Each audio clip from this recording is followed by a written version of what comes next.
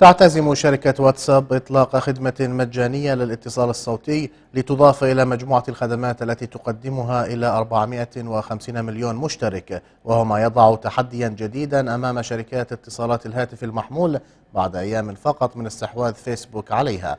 وتهدف الشركة إلى توفير خدمة الاتصال بحلول الربع الثاني من العام لزيادة جاذبيتها بما يساعدها في الوصول إلى مليار مستخدم. ورسخ شراء واتساب أقدام فيسبوك في مجال التراسل، وهو بالنسبة لكثير من الناس الخطوة الأولى في استخدام الإنترنت عبر الهاتف المحمول. ودافع مايكل زوكربيرغ الرئيس التنفيذي لفيسبوك عن المبلغ الذي دفع مقابل شراء خدمة التراسل ذات العائد المتواضع، بأن خدمات شركتين منافستين حققتا بالفعل عائدا نقديا يتراوح من $2 إلى $3 عن كل مستخدم سنويا، رغم أنهما لا تزالان في المراحل الأولى للنمو.